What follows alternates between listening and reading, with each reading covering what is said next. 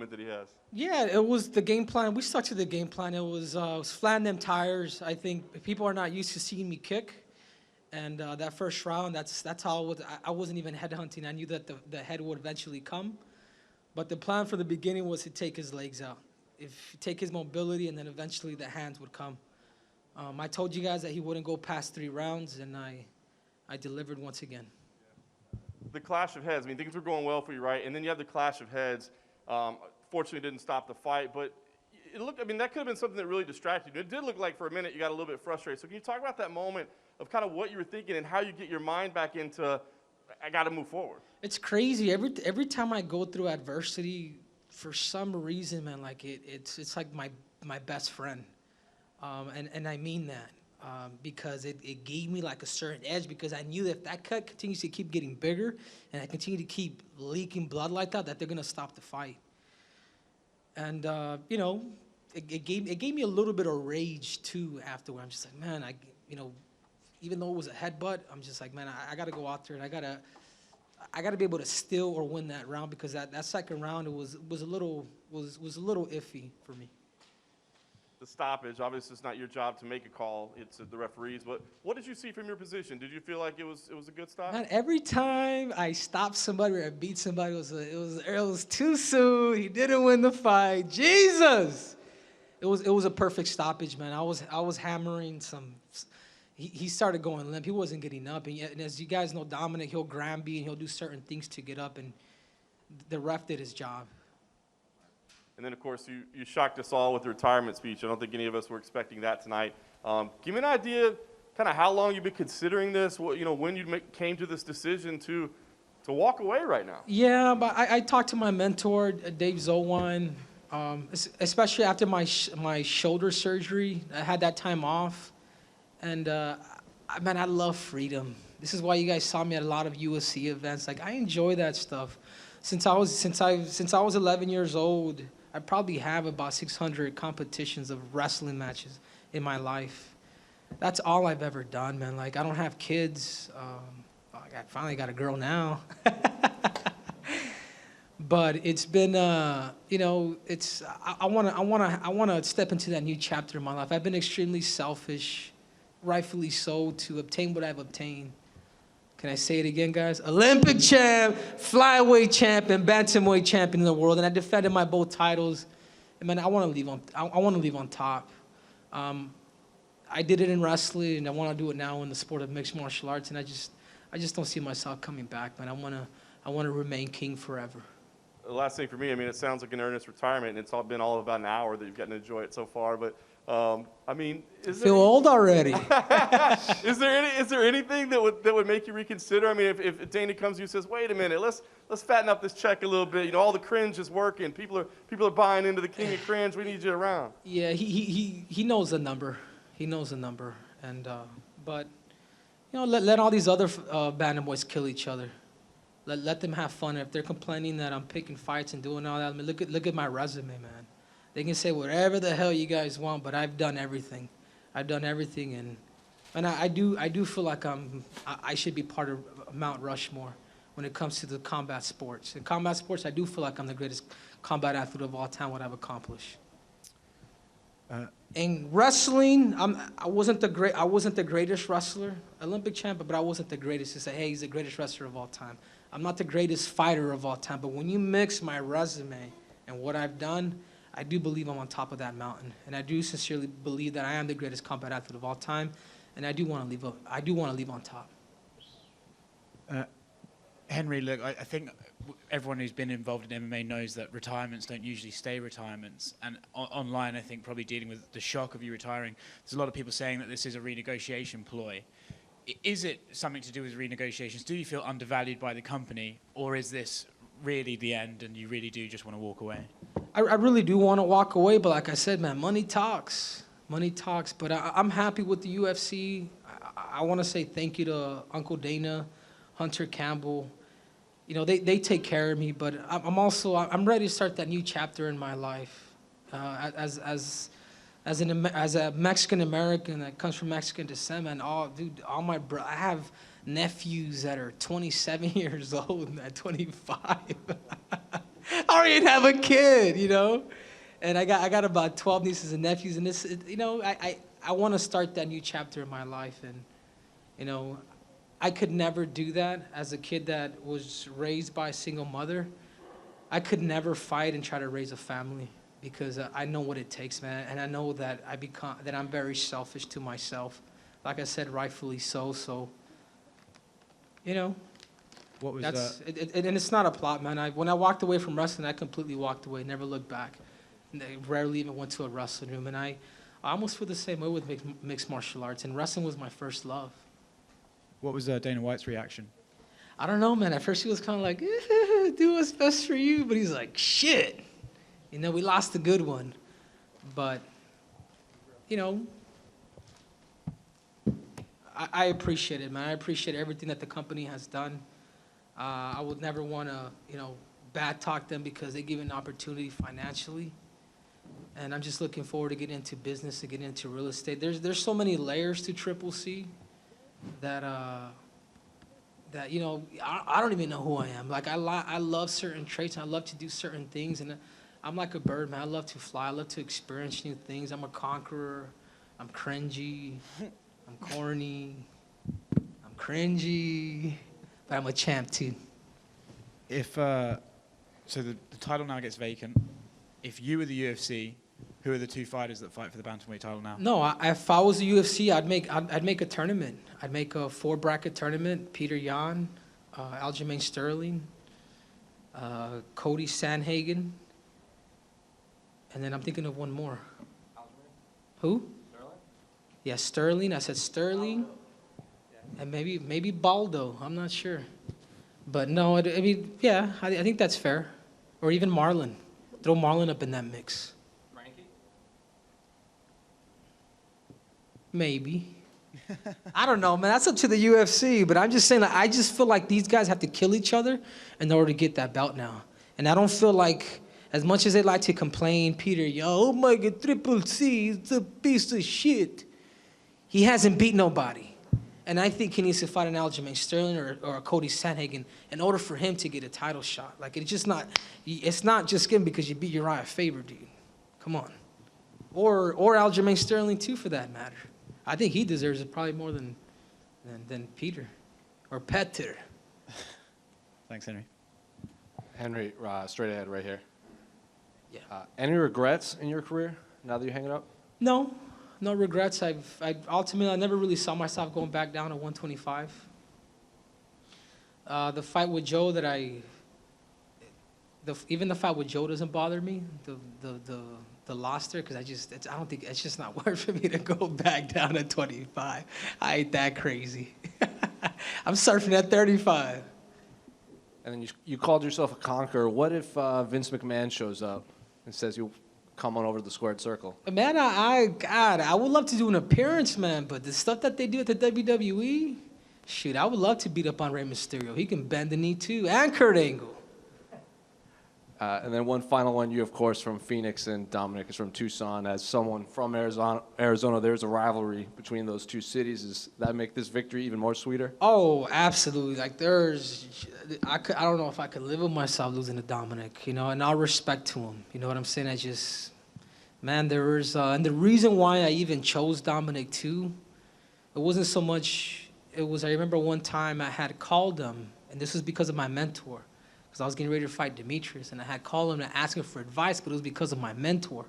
He's like, just put your pride aside, because I knew how Dominick was. So I called him, and he was like, oh, that's very humble of you, you know, and he just kind of started rambling on, and then I was like, well, that was pretty cool, you know, we had a conversation. Then I saw him again, and this time we saw him in a van, and he kind of just shitted on me a little bit. At first I was like, maybe I'm a little too sensitive.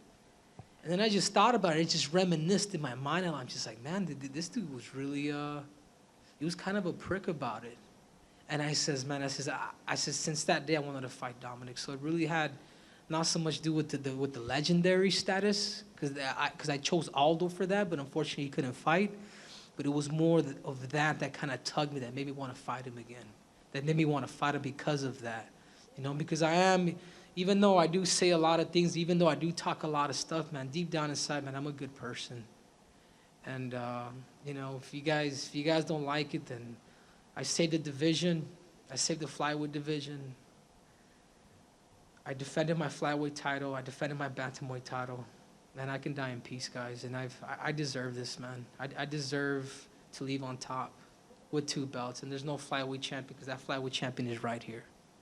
Henry, when you walked into the ring tonight, did you know that win or lose, you were going to retire? Yeah, I had already talked to my mentor. What I had originally thought, I was going to fight Aldo, and then I wanted to beat the greatest flyweight, bantamweight, and then featherweight and just call it. But just going through the process of what I'm doing and cutting weight and doing all that, I'm just like, man, this is the God honest truth, man. It gets stagnant, man. It makes me want to explore different areas, if you know what I mean. You know what I mean? I've been doing this since 11. I'm 33 years old now, and I want to leave on top, man. And I know Cormier, and I think of somebody like Cormier a lot because I knew that if he would have beat Stipe, that he would have just left the aisle. I mean, it would have been off. You know what I mean? Like, I want to leave on top, man. And I could have left on top too in wrestling at the age of 21 because I started to hate the sport. It's a crazy story, but I just knew that whether I was going to win the Olympic gold medal or not, I knew that I was done with the sport because I had given everything to that sport. And I pretty much retired, and 3 years later, they convinced me to come back because of the financial side of it. And I ended up coming back, and I almost feel like the same thing here. Like, I'm good, man. I know what I'm worth. I know my price, but I don't even think it's financial. I really don't. I just think I'm just so satisfied and just so happy with my career that I think I just want to move on to that next chapter in my life, and that's the baby carriage. One more time. Does that mean wedding plans are in? Eventually. I don't want to give too much, but yeah, it's more of that sense, man. I look forward someday to becoming a husband and then eventually a father. What would you say was the pinnacle of your UFC career? The pinnacle of my UFC career, man, there's a lot of great ones, but I think it was beating Demetrius Johnson. Even though a lot of you guys probably don't think I won, but I'll take that razor-thin victory because Demetrius Johnson is a very special athlete, a very special mixed martial artist. And if you're to ask Triple C who is the greatest mixed martial artist of all time, it's Demetrius Johnson. On the scales, what wins, your UFC career or your wrestling career and gold medal? Oh my God, this is the greatest sport, man. This is the sport that's made me. This is a sport that's made Justin Gaethje. This is a sport that's made Tony Ferguson. This is a sport that's made John Jones. This is a sport that has made Daniel Cormier. And they will all tell you the same thing, man. As precious as these belts are, there is no harder sport than the sport of wrestling. Triple C, congratulations on the victory and going out on your way on top. A lot of people consider a TJ Dillashaw or Dominick Cruz the greatest bantamweight of all time. Now that you've faced both of them and beat both of them, in your eyes, which one is more talented? I don't know, man. I don't think I had enough time for both of them. God, because the TJ fight was so fast, and then Dominick was a bit tricky. But man, I don't know, Shmo. I don't know, but I could say this, man. I am the greatest bantamweight of all time now. I just ripped that title off of both of their hands. So, to me, it really doesn't. I don't know. It doesn't matter, man. Well, you mentioned Mount Rushmore. You put yourself on it. Who's the other in the center? In the center, who's the other 3 combat sports athletes on your Mount Rushmore? Man, I would have to put Daniel Cormier as a 2-time Olympian, as a 2-division champ. You know what? I haven't really. Maybe Holly Holmes. I believe she's up there too. And if Kayla Harrison sometime makes it to the UFC and wins a title, I would put her up there. But I haven't really gave that much thought. The only thing I know is that Triple C is the greatest combat sports athlete of all time. If this is the end for you, you definitely went out in a unique way, one of the best ways in UFC history. What advice would you give Daniel Cormier when he exits, whether or not he faces Stipe Miocic for that trilogy fight? Well, obviously, I think he's got to win. I don't think. I think his stomach would turn if he doesn't. I would say, and this is some advice that I would tell him because I saw his fight, and I think Daniel needs to learn he needs to learn when to fight and when to compete. And if I was to give him some advice in that fight, is he needs to know when to fight and when to actually compete. So in other words, there's a time to strike, there's a time to hurt somebody, and there's a time where you got to clinch. There's a time where you got to catch that air. You know, it's okay to sacrifice a round. So I would, if that's a certain question that you're telling me, and honestly, I think that's where I strive more than anything. Like, I'll be willing to sacrifice a certain round. I've done it with Marlon Moraes, where I'm like, hey, I lost that round, but I just got to survive it. Come back that second and a completely different fighter. So it's the fighter and the competitor. And lastly, for me, Triple C, Henry Cejudo is retiring. Is the King of Cringe also retiring? I think so. I think the king of, I want to be normal, man. Like, again, guys, a lot of the props, a lot of the things that I've done in the sport, it started off by saving my division. Like Triple C will always be the messenger, man. Like, I will always be that person to say, hey, man, I'll do it. You know, throw me the Hail Mary. And I've done it, man. And I think a lot of people don't like me. A lot of people are like, man, get somebody to knock him out. But at the same time, they will always respect me for the stuff that I've done in the sport. And that's all I've ever wanted. If I had to sacrifice myself for that, then I'll do that. Henry, one last one real quick. Was it bittersweet at all that you retired in an empty arena? No, not really. Not really, because it became more personal as I turned around and I saw Heidi and I saw like a lot of the security team. I said, thank you. You know, I saw Hunter. I was able to conversate with them without hearing a crazy crowd. Like, these are the people that put these events together, and I'm extremely thankful for it. And it's not a money stunt, man. But if we add another zero, but in reality, I'm satisfied and I'm happy with my career, man. This isn't a publicity stunt. This is. You can ask my team. I told them, you know, prior to this, and I told Eric again, and he didn't want me to retire. He's like, no. He's like, call them all out. I was like, no, Eric. I said, this is for me. I told him in Portuguese, I said, vou aposentar. I says, I'm going to retire, man. And he says, no. He's like, call them all out. He's like, dude, no. I says, I'm out.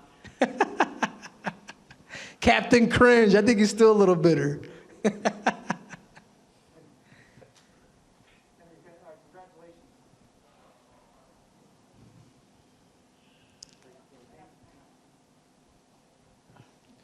And where's that big nose bandit, too?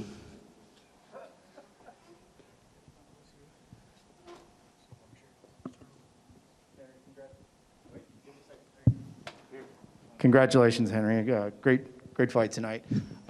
Leading up to the fight, Dom had a very personal attack on you and said that your whole life is boiled down to a chase for medals and belts. That's obviously something that he's trying to characterize your persona, that you don't have an independent persona outside of that chase. Now you have an opportunity to challenge that in retirement. What would you say to that? And will that be, in fact, the challenge for you? Yeah, listen to this. After I won the Olympics, I went back to school. Literally, I was a kid that forewent my college career. I was recruited by every school in the country to train, to go Division 1, to go to the NCAAs, and I decided to forego that for my Olympic career. But once I was done with the Olympics, I went back to school, man, for 5 years and got my degree. A lot of you guys would probably trip out when I tell you guys, but it's actually in theology. But I did that because I wanted to make sure that a lot of the kids that were looking up to me, that they could see, is like, hey, man, Henry, despite him being a gold medalist, like, hey, he literally went back, man. He went back to school and did it. I mean, I've done a lot of charity work. Ever since I started the Cringe, I stopped just because it's a whole new persona. But, man, I've gone to just about every high school you can think of in the state of Arizona, just going out there and sharing my story and doing things of that matter. I mean, I speak 3 different languages. I have a family that loves me. I got friends that'll freaking take it, that'll take a bullet for me. God bless Dominick, man, and I forgive him for a lot of things because I hope they can forgive me too. So if you guys are to really get to know the Triple C, the real person, you'd be like, man, dude, that dude he's cool, man. He's somewhat of a genius, man, because he's got us all fooled. Congrats on a great career. You did it the right way. Thank you. Yes, congratulations. I just wanted to say, if this is the last time, what does it mean to be able to do this in a time where UFC really is, I suppose, in the center of the sports world right now? Only game in town, pretty much, and a time where the world's been waiting for something with sports to come back. Yeah, it's again, man. I'm gonna be a fan now. I'm gonna be entertained now. You guys know how much pressure that I go through too. On top of being a fighter, you go through a lot of pressure. The things that I do prior to me fighting, it's all about promotion, helping the UFC and helping the brand and helping my brand. Guys, what I did up to the fight with Dominick, pulling those pillows out people's faces and kicking them. Dude, I got to show up. I got to do that. So I'm looking forward to entertaining now. I'm looking forward to being entertained. I'm looking forward to starting that next chapter in my life, man. Like, I'm not that type of guy with all due respect, man, I'm not a BJ Penn, man. I'm not these guys that they want to fight forever, man. I'm a conqueror, man, and I mean that. I've done it. I've retired young in wrestling as well, and I'm retiring young in the sport of mixed martial arts. Like, there's not much you can do to kind of pull me out. I know this he's still upset. Look at him. Look at him. Throw the camera on him, John. But it's my life at the end of the day. It's my livelihood. I got to wake up. I got to cut the weight. I got to listen to people's BS at time. Like, dude, there's a lot that goes into camp. But I couldn't do it without my training partners. First of all, my head coach, Captain Eric Alberison. He's been there with me since day one, man. Since I was a 16-year-old kid at the Olympic Training Center. Like, this is the guy that guided me. I mean, introduced me to my first girlfriend. I was actually texting with her. I had no game. Believe it or not, I got some game now. And he's been there for me. He's done a lot for me, and it's been awesome for him to be part of that journey with me. Captain, I love you, man. You are the man. I know we fight a lot, dude, but I respect the shit out of you, man. Thank you, Papa.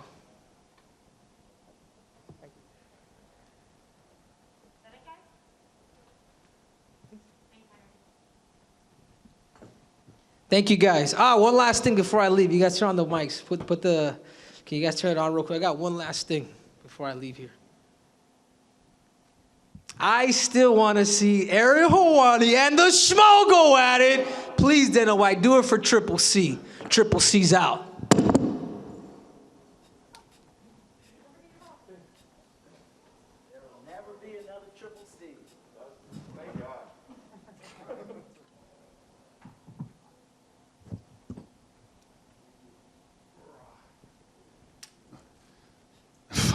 It's like an interrogation. I can't even see you guys.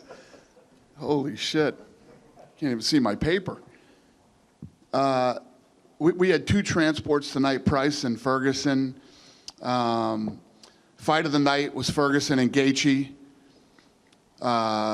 Performance of the nights were Gaethje and Francis. So that makes Gaethje 7 fights, 9 bonuses. That's pretty badass.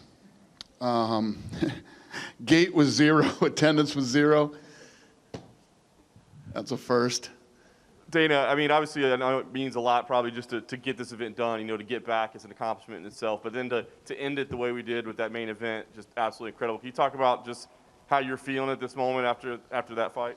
Yeah, in talking to everybody this week, I mean, everybody knew how I felt about it. Literally, as a promoter, you can't go out and guarantee that people are going to see anything.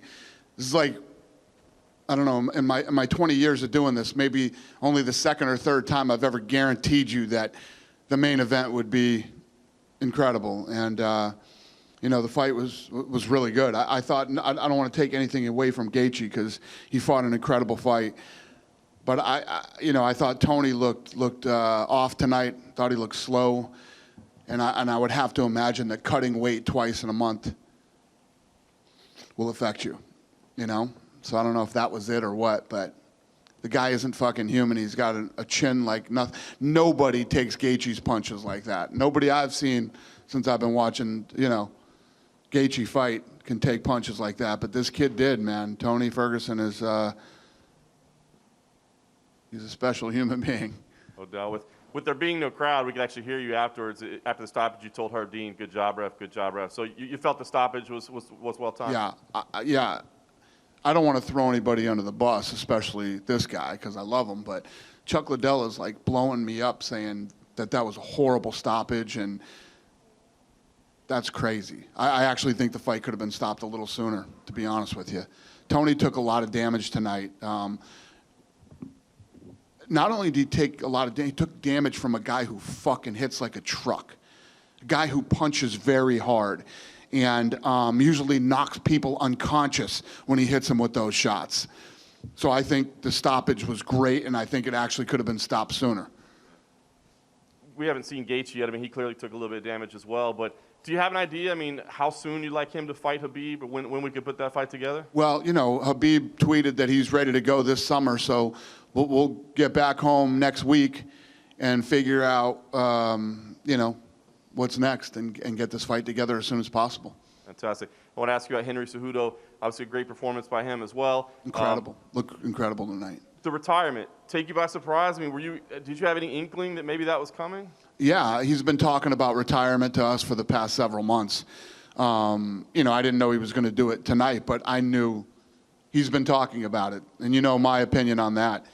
If you start talking about retirement in this business, it's probably a good idea. Yeah. Although, I think he's one of the best in the world, right? He looked incredible. And say what you want about Dominick Cruz and his layoffs and all this other stuff. Cruz is a badass fighter with a very high fight IQ and very motivated to win, et cetera, et cetera. And tonight was a big win for Cejudo. Yeah, no question. Now you've got to figure out what to do with the title. I know that you probably want to mull it over a little bit, but are there any initial leanings on what you would do? You got Sterling and Jan saying maybe they should fight for the title. It's Peter, Jan, and somebody. Yeah. We'll get that figured out, too. We'll make a title fight next week for the vacant title and probably do that fight as soon as possible. Sounds good. And then last thing I got to ask you about the Jacare news, of course, everything came down last night. What were your thoughts on that? How did it play out? Because it was, I don't know, it seeed kind of weird to all of us that, we find out kind of last minute, it started on Wednesday. What was the timeline? How did this all unfold? Yeah, we found out last night, the whole world is weird right now. Everything's weird. This whole event's weird. It's different. We live in a different world than we did 2 months ago. And, the bottom line is the system worked. The system is you want to find people that, what you don't want to do is 2 days after the fight say, oh, shit, Jacare tested positive for, so it worked. I mean, the system worked that we put in place. I mean, most of you that are here have worked with us for a long time. You know how we are. Without sounding like a jackass, we're really good at what we do. We're very, very good at what we do. And the way that this week went, we'll just get better. We'll get better by Wednesday. Then we'll be better by Saturday. And then after Saturday, we'll start to catch our stride and really get this thing dialed in and get it figured out. And the longer this goes, the better the testing technology is going to get and the faster it will get. And, we're going to prove by next Saturday that professional sports can come back safely. Was there any discussion at all when it was first identified on Wednesday to just pull the fight then or to send him home then rather than wait? And obviously he did the face-offs and he mingled with some people and that sort of thing. So in retrospect, would it have been better on Wednesday to just say, hey, man, he says he's been around some people with it. We just got to get him out of here? No, yeah, I mean, we had, this guy was with the people that he was with the entire time. We kept him away from people and now we know that he has it. He tested positive. We tested him. We know he has it. And now we can help him, too. Whatever this guy's going to need, we know he's positive, and we can help him and his family. I don't know, what he's going to need medically or what, you know, that's the other thing. When we're testing all of our employees and our fighters, we'll find out who has this thing and we can help them. Last thing for me on that, you said, you're going to continue to get better, continue to change. Are there any direct changes that will be made to the fighters that are coming in this week? Any policy, procedure changes because of what happened here? Was there anything learned that you can say, okay, here's where we tweak it now? I'm sure, yeah, of course. However it was handled this week, this is our first week. Like I said, we'll be better Wednesday, we'll be better Saturday, and so on and so on. It'll only get better. And we can share what we learned here doing 3 events with other sports leagues who are reaching out to us and asking. Go ahead. Well, I was about to ask that. How many sports leagues have? Yeah, no, the sports leagues and states asking us. A lot can be learned by what we're doing here, not just for professional sports, but sending people back to work and lots of other things in life. Has the president reached out to you since? Talked to the president tonight. He called me. Yeah. Just say congratulations. Yeah. What do you do with Francis now? Another quick finish for him. He's obviously kind of stuck in a weird position, but where does he go from here? He seems to want to be active, but I don't know who else he could fight at this point. Yeah, we got to figure out this Stipe versus Cormier thing, and Francis is next. I mean, he looks incredible. And a lot of people online were wondering who the people that were fist bumping the fighters on the way out. So who are those people in the crowd greeting the fighters as they walked out? I have no idea. Greg Hardy walked out and someone just kind of gave him a fist bump. He looked confused. Yeah, I have no idea. Had to be people that were working the event. I know that Jacare tested positive for stuff, but if you look at the situation the world's in right now and the event tonight and the fights tonight, is this as close to a home run as you could have got this evening? Yeah, tonight was absolutely positively. And the Jacare thing's a home run, too. You don't want people to test positive. We want everybody to be negative. But this week, we're going to do like 1,100 plus tests. Somebody's going to be positive. It's impossible not to be. What's the situation with Jacare and Uriah Hall's pay? Are they both going to get paid? Yeah, we'll get them figured out. Cool. Earlier tonight on Twitter, I know you've done a couple of interviews about this already, but Steven Espinoza alleged that you guys have a clause in the contract that means you can take away the fighters' money if they say disparaging things about the company. I just wanted you to hear your reaction to that. Say that again to me. Steven Espinoza tweeted that you guys have a clause in your contract that could take the fighters' purse away if they say something negative about the company. I just wanted to give you a chance to respond to that. That's not true. First of all, there's something in the contract for disparagement. Right. There's a disparagement clause in there that's in all of our contracts. Isn't that creepy looking little fucker a lawyer? Isn't that creepy little fucking goofball a lawyer? Does he not know what disparagement means? If you disparage the company, I'm not even a fucking lawyer and I know the answer to that question. Yeah, it's disparagement. It'd be like if you came out and said, they never tested me. The UFC never tested me for the coronavirus. But if you came out and had something critical to say about the testing that was true, that wouldn't be disparagement. Cool. Tonight it was announced that Amanda Nunes... Fucking law school did he go to? I can't stand that fucking creep. Anyway, if you couldn't tell, go ahead. Is that based on the Mayweather-McGregor stuff? Is the what? Do you dislike him because of Mayweather-McGregor and the interactions you have? He's just a fucking... Look at him. The creepy little dude. Amanda Nunes versus Felicia Spencer. What the fuck does he know about our contracts? No, you just hit me out of left field with this thing. What does that guy know about our contracts? And if you do, I thought that guy was a lawyer. Wasn't he De La Hoya's lawyer? I don't know either. Whatever.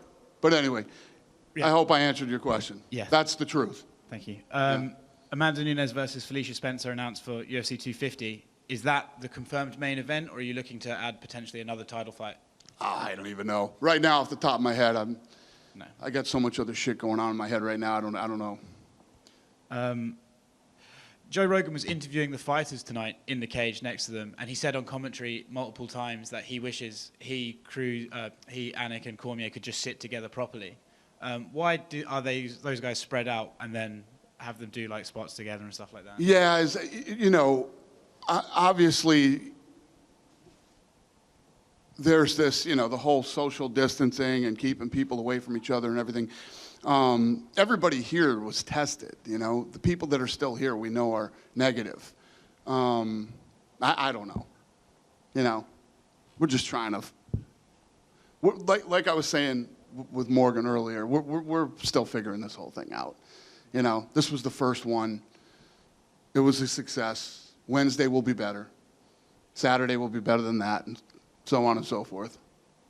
And last thing from me, earlier today, on I think it's your Instagram, Nate Diaz told Conor McGregor to shut his mouth, and then Conor replied, "Why don't you sign the contract?" Right. Is there something there that we should know about? No, they don't like each other, but no, there's nothing going on. Conor wants to fight. I don't even know if Nate wants to fight. I think they're just talking shit to each other. Sorry, two more things.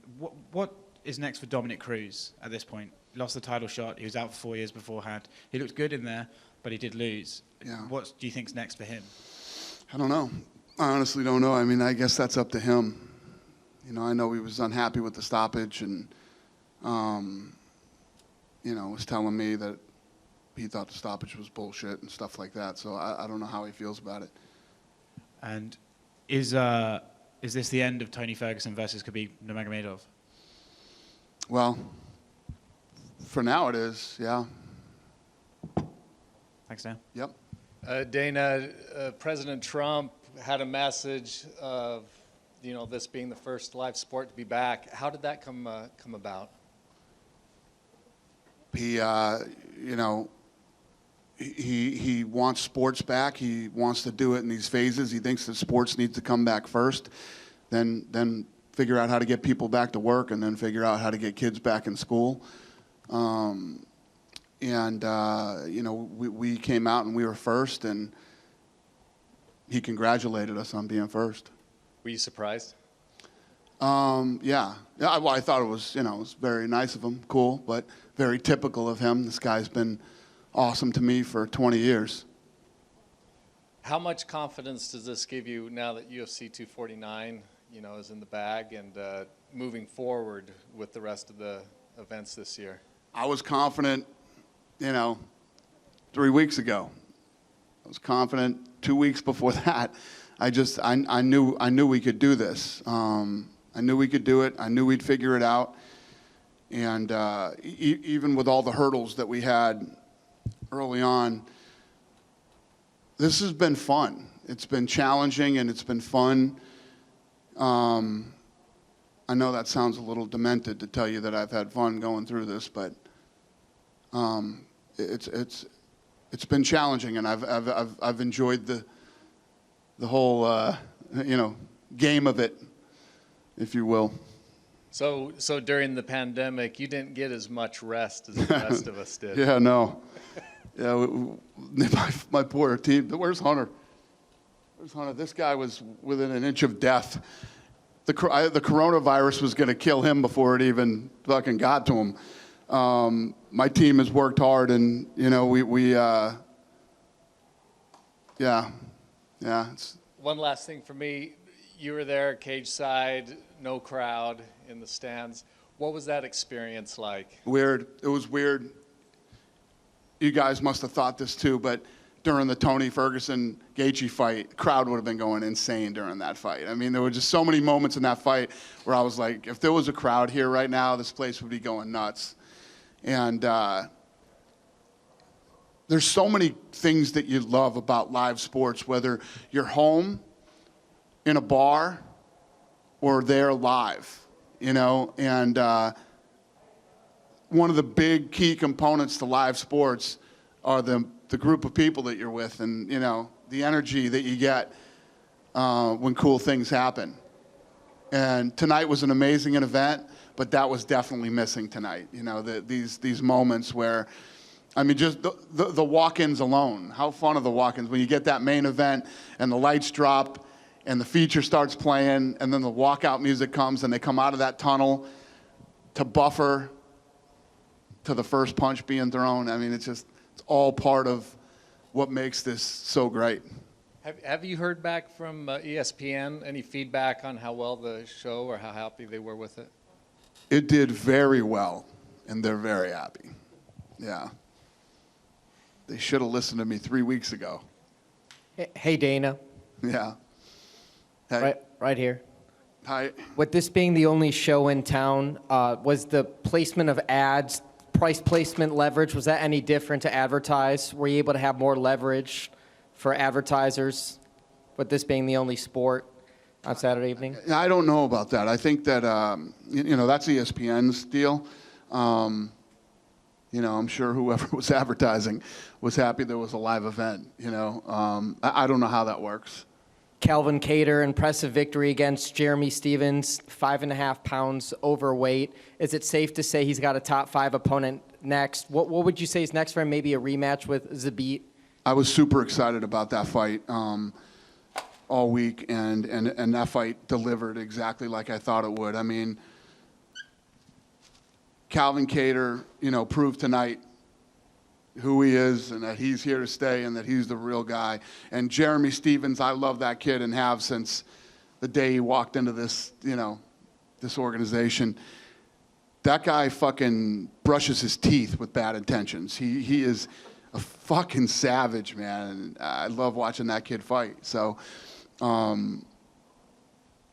yeah, the answer to your question, yes. And lastly, is the fight still to make for the featherweight championship? Volkanovski against Holloway 2? Yes. Did you have an update on May 23rd in Vegas, or could it be maybe the next week? I don't know. I'm just focusing on this week, man, and get through this week, and then we get back home. We'll see where the world is next week and where Nevada is, and I want to go the 23rd at the Apex Center in Las Vegas, and hopefully, the governor lets that happen. Do you know when you would have to know that you can do it before you'd have to move it, or is there a time, 10 days out or 7 days out, anything like that? I'd like to know when we get home that we can do it. When you think about trying to keep this thing safe for everybody, there's no place safer to do it than at home in the Apex Center. We can make sure that everything is perfect there. And that place was built for fights. That's what we built it for. We invested a ton of money into that place, and hopefully we get to do it.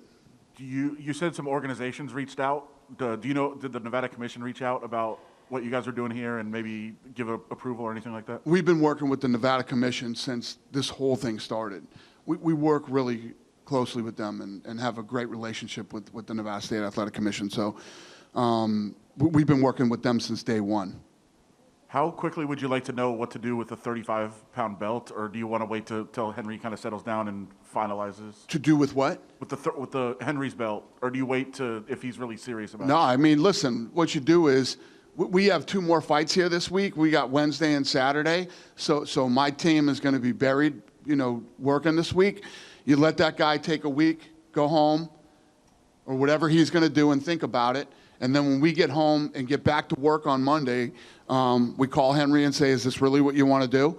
And if the answer is yes, then matchmaking meetings Tuesday. We'll have another fight on Tuesday. I know with the Jacare situation, you were pleased with how it worked out. Everything, you got him out of here and everything else. Was the commission fully on board in Florida, or was there any concern of hey, maybe we should? Let me tell you what. The Florida Athletic Commission has been incredible through this thing. The governor here has been incredible, and the mayor has been. These guys have been real. This is why we came here first. This is why I told you the other day when we were talking, we got probably 10 places we could go in the United States right now. This is why we came here first. We came here first because these guys have been incredible. And when you have people that are willing to work with you the way that the commission, the mayor, and the governor have here, it's a no-brainer. It's just this is where you got to go. And then the last thing. And I would suggest anybody else who's out there right now, anywhere in the country or in the world, and you're looking to do your first event back, come to Florida. Telling you, come to Florida. And then the last thing on the Jacare situation, you know, you guys' protocols were in place, but part of it was for the guys to stay away from each other. And obviously he didn't fully follow that. Is there anything that you guys Who's that? Jacare was around other fighters on film and everything. But Yeah. is there anything? What I'm hearing about that situation, I know that there was some video. Yeah. That happened. It wasn't for a long period of time. He went over and did something real quick. The optics obviously look really bad on that one, but yes, this was our first one. There were a couple. You saw. I mean, even the stare down. He stayed away from me. He stayed away from, you know, Uriah. He had gloves and a mask on and all that stuff. You know, nothing goes 100% perfect. We did the best job we could going into this thing. That's what I'm getting at. You guys did everything you did, but you can't be around them 24 hours a day. Is there anything you say to fighters in the next couple of cards to say, like, Well, I was saying that leading up to this thing. This is a team effort. You know, we can do everything perfect, but the fighters have to do their part too. Not just in the public when we're doing things in public, but you know, when they go back to their rooms, if they go out at night or anything, everybody has to be careful and try to do their part. And then do you have a place in Vegas, or have you talked about it yet, of where you could do a similar thing that you did here, of having a hotel and kind of isolating from everyone? We have a hotel. Yeah, we've got all that in place. I truly believe that it will be so safe in Vegas if we can do it at the Apex. We can make it so safe.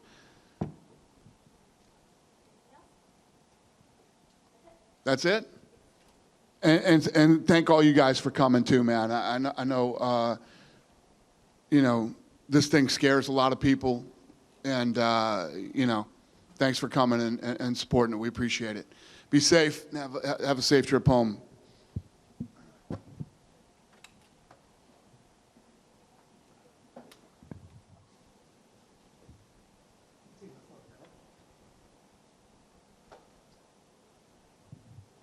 Justin, obviously, congratulations on the win, and congratulations on being a part of an absolutely epic fight. Can you just tell us, I mean, physically how you're feeling and emotionally how you're feeling right now after a fight like that? I feel like nothing's changed. I love being in there. When it's over, it's back to normal life for me. I'm sore. My elbow's sore from blocking the kicks. My finger hurts from punching his tooth. But, man, I don't look that bad, huh? For fighting Tony Ferguson. He didn't hit me with one elbow. You know, I was great tonight. That's all I can say. You really did have a phenomenal performance. I'm curious, I mean, how did the fight play out in reality versus your expectations? I mean, is that how you saw it going, or did it surprise you? I don't go in there with any expectations. I had none. I thought he was going to be faster. I thought he'd be stronger. I thought he'd hit a lot harder. I always tell myself they're better than me. And, you know, it makes me push myself. Like I need to push myself to be the best that I can be, to perform at the best level. You know, feels damn good. Feels damn good to be recognized as almost the best ever. Or the best, not best ever, but the best in the world at this current time. Feels pretty good, and I can't wait to face the challenge, you know, that is Khabib. A weird environment with no crowd, but in some ways, I don't know, it almost made it like more intense because we could hear every shot, every breath. I mean, we could hear you talking, him yelling at you between rounds, you saying, "God damn, this is fun," you know? I mean, what was it like for you? Did the environment make it any different for you tonight than a normal fight would be? No, no different. There was nothing different about that. You know, I only concentrate on what I can control, and that's not the crowd. You know, I would have loved if they were there. I couldn't imagine how loud they would have been. It was an amazing fight from what I've seen. But yeah, there's no time to, you know, it's just pure reactions. Pure reactions, working on peripherals. You know, my feet are incredible. I have a great coach, Trevor. We've been working together for 9 years, or probably longer than that.